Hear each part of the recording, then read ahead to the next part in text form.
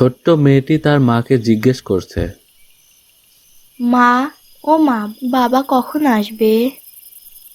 জবাবে তার মা বলে, তোমার বাবা কিছুক্ষণের মধ্যে চলে আসবে, তুমি ঘুমাও। ছোট্ট মেয়েটির নাম নীলা। তার মা ছোট্ট নীলাকে খাইয়ে ঘুম পাড়ানোর চেষ্টা করছে, কিন্তু মেয়ে তো ঘুমাতেই চাচ্ছে না। সে বারবার বলছে। আমি বাবার সাথে ঘুমাবো। নীলার মা সালেহা বলে, উফ, ঘুমাও তো, তোমার বাবা তোমার জন্য মজা আনতে গিয়েছে। এই বলে সালেহা তার মেয়ে নীলার মাথায় হাত বুলিয়ে দেয়। কিছুক্ষণের মধ্যেই নীলা ঘুমিয়ে পড়ে। একসময় সালেহাও ঘুমিয়ে পড়ে।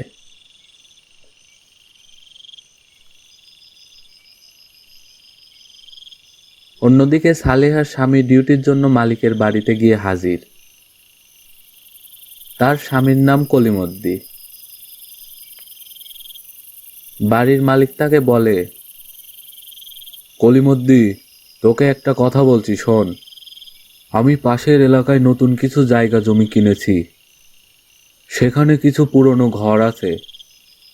সেগুলোতে অনেক জিনিসপাতি আছে, যা তোকে দেখাশোনা করতে হবে। কাল থেকে তুই সেখানে ডিউটি করবি। কি, পারবি না সেখানে ডিউটি করতে? কলিমদ্দি বলে, জি স্যার, অবশ্যই পারবো। তবে সেখানে কি আমি একাই ডিউটি করব? না রে, সেখানে তুই কাউকে সাথে নিয়ে ডিউটি করবি। তাতে রাতের বেলায় ভয় ডর কিছু থাকবে না। কলিমদ্দি ভয় ডরের কথা শুনে বলে, স্যার কি যে বলেন, আমরা সিকিউরিটি গার্ড, গরিব মানুষ। আমাদের ভয় পেলে পেটে খাবার জুটবে না। তাই আমরা কোনো কিছুতেই ভয় করি না। যদি ভয়ই পেতাম, তাহলে পরিবারের সবাইকে বাড়িতে রেখে রাতভর ডিউটি করতাম না। বাড়ির মালিক বলে, ঠিক আছে, তুই বরং সাথে কাউকে নিয়ে সেখানে ডিউটি করবি। কলিমদ্দি বলে, স্যার, একটা কথা বলতাম। হ্যাঁ বল। স্যার, দুজনের জায়গায় যদি আমি একাই ডিউটি করি, তবে আমাকে দুজনের টাকাটা কি দিবেন? না, এ হয় না। তুই ভালো স্বভাবের মানুষ, তোর মাঝে সততা দেখেছি, তাই তোকে বলছি, তুই একা পারবি না। না স্যার, আমি একাই পারবো। আপনি বরং আমাকে কিছু টাকা বেশি দিয়েন। ঠিক আছে, আগে তো তুই জায়গাটা ভালো করে দেখে আয়। কলিমদ্দি ঠিক আছে বলে মালিকের সাথে নতুন জায়গার উদ্দেশ্যে বের হয়।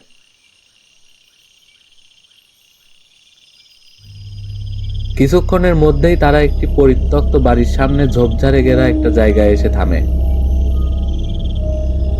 জায়গাটা কেমন যেন ঝোপঝাড়ে ঘেরা। একপাশে শতবর্ষী শ্যাওলা পড়া একটা জরাজীর্ণ পরিত্যক্ত বাড়ি, অন্য পাশে বিরাট এক বাঁশঝাড়, আরেক পাশে বয়ে গেছে নদী,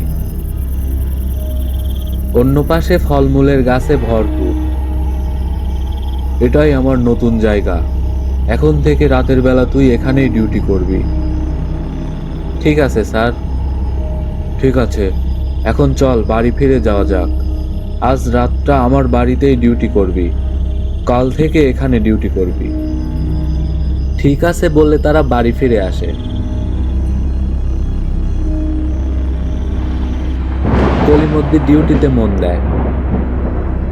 আকাশে ঘন ঘন বিদ্যুৎ চমকাচ্ছে, যে কোনো সময় বৃষ্টি হতে পারে। কলিমদ্দি একটা বিড়ি ধরিয়ে টানতে থাকে। এক সময় মুষলধারে বৃষ্টি শুরু হয়। বৃষ্টি যত বাড়ছে, কলিমদ্দির চিন্তাও তত বেড়ে যাচ্ছে। বাড়িতে তার বউ বাচ্চা একা আছে।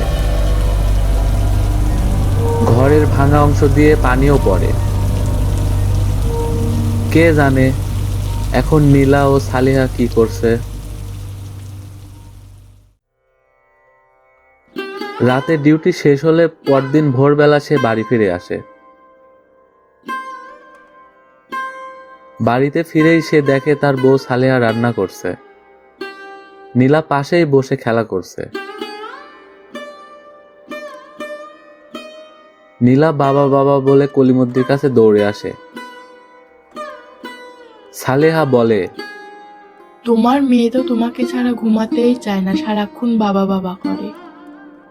আম্মু, এই তো আমি এসে গেছি। বাবা, ও বাবা, আমাকে একটা খেলনা গাড়ি কিনে দাও না।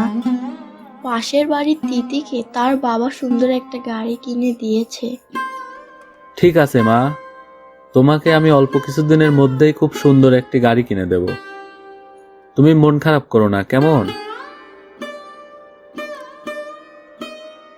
কিছুক্ষণ পর কলিমদ্দি না খেয়েই শুয়ে ঘুমিয়ে পড়ে। ঘুম ভাঙতেই সে দেখে তার বউ সালেহা তাকে ডাকছে। কই গো, না খেয়ে শুয়ে পড়লা যে? রান্না শেষ, খেয়ে নাও, উঠো। বাড়ির মালিক এসেছে বাসা ভাড়া নিতে। সে তড়িঘড়ি করে বিছানা ছেড়ে উঠে। তারপর বউকে বলে, মালিককে বলো সামনে মাসে বেতন পেয়েই টাকাটা দিয়ে দেব। মালিক সালেহার কাছে একথা শুনে রেগে সেখান থেকে চলে যায়। যাওয়ার সময় বলে যায়, ভেবেছিলাম টাকাটা দিলে বাসার টিনগুলো পরিবর্তন করব।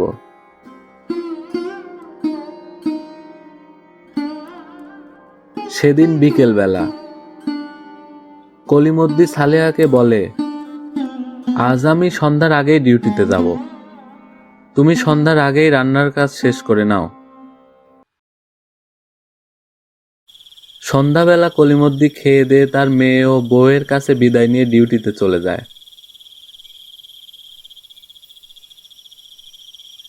আজ সন্ধ্যার আকাশটাও ভালো না, কেমন যেন ঘুমট বেঁধে আছে। যে কোনো সময় বৃষ্টি হতে পারে। তাই সে খুব তাড়াতাড়ি নতুন জায়গায় পৌঁছায়। ততক্ষণে আবার বৃষ্টি শুরু হয়ে গেছে। একসময় সে ছোট্ট টঙের মতো ঘরটিতে প্রবেশ করে। যদিও সে বাড়িগুলো পাহারা দিতে গিয়েছে, তবুও সে ছোট্ট ঘরটিতে থেকেই পাহারা দিতে মনস্থির করে। তার শরীর আধা ভিজা হয়ে গিয়েছে। হাতে থাকা গামছা দিয়ে মাথার পানি মুছে নেয় সে। সাথে থাকা টর্চটা জ্বালিয়ে আশেপাশে ভালো করে দেখে নেয়। আজ রাতটা সে একটা পরিত্যক্ত জায়গায় একা। রাতটা তার এখানেই ডিউটি করে কাটাতে হবে। সে ছোট্ট চৌকিতে বসে পা ঝুলিয়ে একটা বিড়ি ধরিয়ে টানতে থাকে। হঠাৎই সে পাশে একটি ছোট্ট ঘর দেখতে পায়। আশ্চর্য, এখানে তো সে দিনের বেলা কোনো ঘর দেখেনি। এখানে তো কোনো ঘরই ছিল না। তাহলে এটা কিভাবে সম্ভব? সে তার ছোট্ট ঘরটি থেকে বেরিয়ে পাশে থাকা ঘরটির দিকে যেতে থাকে।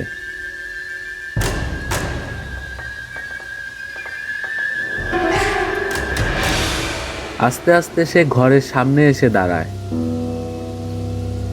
মনে হচ্ছে ঘরের ভেতর কেউ আছে, কেউ কথা বলছে মনে হচ্ছে।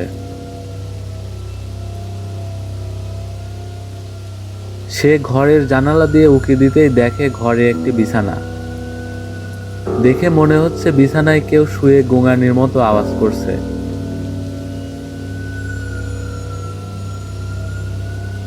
মনে হচ্ছে বিছানায় শুয়ে থাকা ব্যক্তিটি এভাবে কান্না করছে, কিন্তু বোঝা যাচ্ছে না বিছানায় কে শুয়ে আছে। কলিমদ্দি ভালো করে দেখতে চাইলে সে দেখে বিছানার পাশেই আরেকটি অবয়ব দাঁড়িয়ে আছে। সেটা একদম স্থির হয়ে দাঁড়িয়ে আছে। কলিমদ্দি ভাবে, এখানে তো কোনো ঘরই ছিল না, তাহলে এখন ঘর আসলো কোথা থেকে?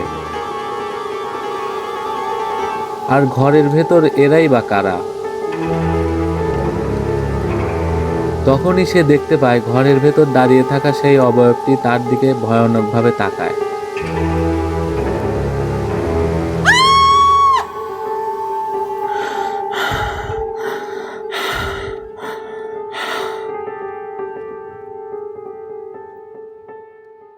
যাক, বাঁচা গেল। এটা তাহলে স্বপ্ন ছিল।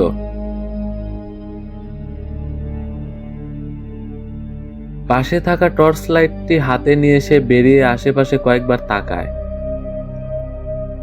না, সবকিছু ঠিকই আছে।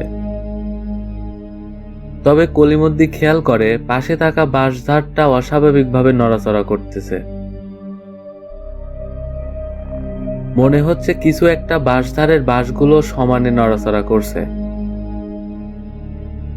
দিনের বেলা জায়গাটা কত নীরব আর শুনশান ছিল, কিন্তু এখন রাতের বেলা পুরো এরিয়াটা কেমন যেন লাগছে। সে কোনো কিছু না ভেবেই বাঁশঝাড়ের দিকে টর্চ মারে। কোথায়? সেখানে তো কাউকেই দেখা যাচ্ছে না। তাহলে কে ছিল সেখানে? সে মনে মনে ভাবে। এত রাতে একা, ঝোপঝাড়ের মতো একটা নির্জন জায়গায় মাঝরাতে কলিমদ্দি একা। ভাবতেই তার গা শিউরে উঠছে। সে দীর্ঘদিন যাবৎ সিকিউরিটি গার্ডের চাকরি করছে, কিন্তু কোনোদিন কোনো ভয়ানক পরিস্থিতির শিকার হয়নি। কিন্তু আজকে তার কিছুটা ভয় লাগছে।